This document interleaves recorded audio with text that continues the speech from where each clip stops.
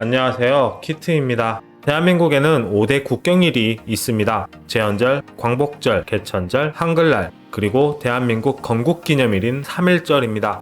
일제강점기 시절 1910년 3월 1일 독립을 선언하고 만세 시위를 벌인 집단적 저항운동으로 일본 제국주의의 만행을 만천하에 알린 사건이었습니다. 이후 일본은 태평양 전쟁의 결과로 광복이 되기 전까지 전쟁의 보급을 위해서 조선을 마구 수탈하였는데 그 종류와 범위가 이루 말할 수 없는 참혹한 상황이었습니다. 특히 노동력을 수탈당한 강제노동인 정신대와 성적 착취라는 전쟁 범죄의 피해자인 위안부 문제는 오늘날 들어서 인권 문제로 대두되어 국제적 비난에 직면하는 게 현실입니다. 독일, 이탈리아 등과 같이 적극적으로 반성하고 사죄할 기회를 찾는 나라들이 있는가 하면 아직까지 진실된 사과 없이 역사를 바로잡기는커녕 왜곡하고 미친 소리만 해대는 국가가 있습니다. 모두 알고 계시는 지진 섬나라 일본입니다.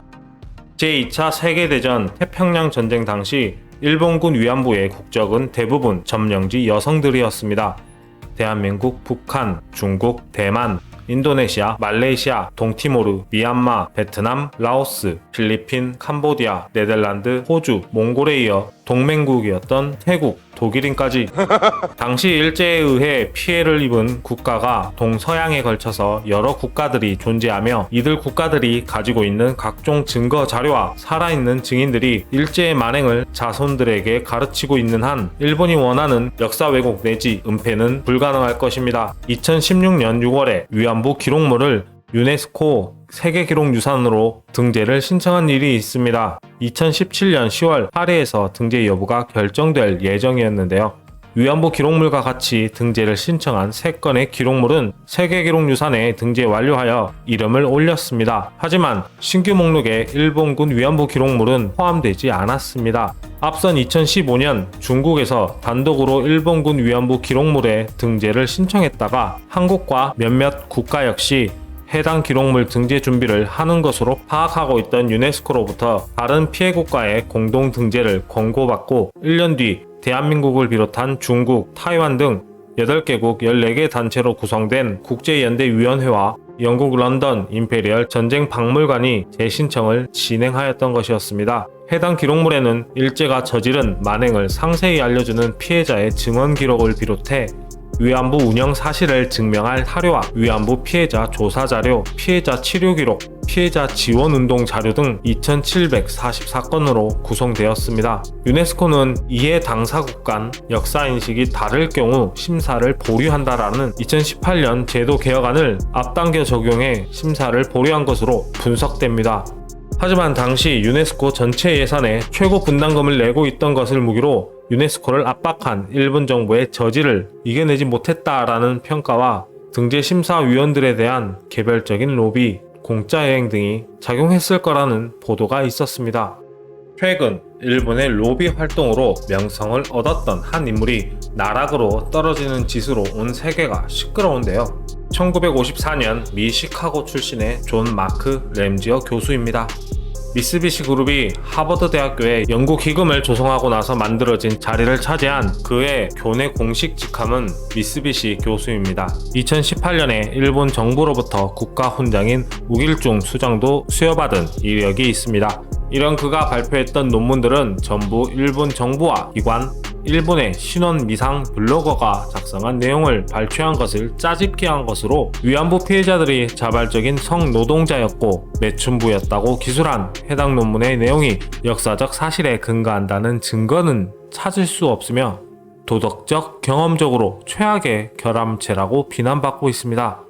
램지어 논문 철회를 요구하는 경제학자들의 서명이 2,000명을 상회하는 가운데 미 뉴욕타임스는 국제 역사학자들은 램지어 교수의 주장이 광범위한 역사적 증거를 무시하고 일본 극우 교과서와 비슷하다며 논문 철회를 요구한다고 전했습니다. 이러한 램지어 교수가 지난 26일 일본군 위안부를 자발적인 매춘부로 왜곡시킨 자신의 논문에 오류가 있다는 점을 인정한 것으로 확인됐습니다. 하지만 반발은 더욱 거세질 것으로 보이는데요.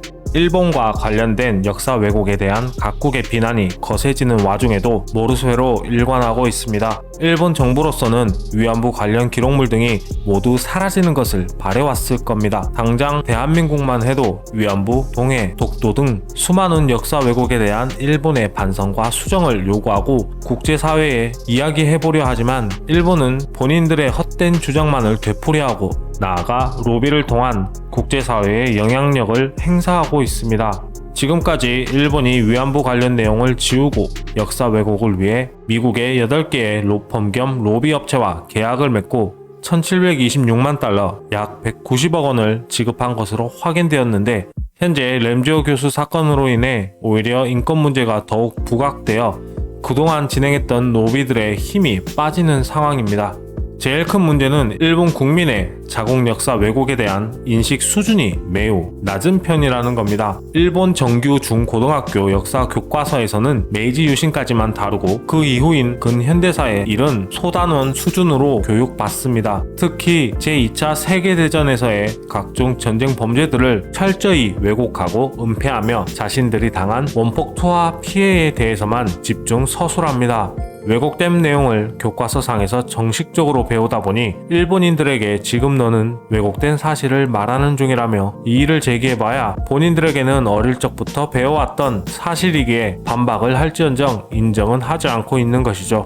외국의 위안부 문제로 인한 압박에도 불구하고 굴하지 않고 위안부 문제를 인정하려 하지 않는 일본 정부의 괴랄한 멘탈도 한몫하는 거지만 일본 국민들의 역사관 자체가 민족, 국가, 역사, 자아 모두 따로 놀고 있으며 역사는 역사일 뿐 자신은 자신일 뿐이라는 인식 때문에 고치려는 생각도 없습니다. 사실은 일본 정부가 위안부 문제 관련 사과를 했었습니다. 정확히 말하면 거짓된 사과였지만요.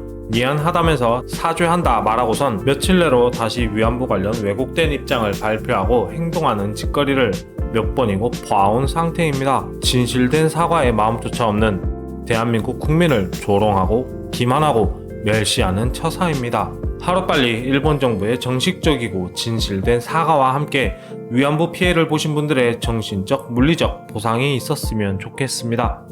그래서 오늘의 결론, 대한민국 독립 만세다 일본이 다음 컨텐츠로 찾아뵙겠습니다. 시청해주셔서 감사하고요. 구독과 좋아요, 알람 설정 부탁드립니다. 감사합니다.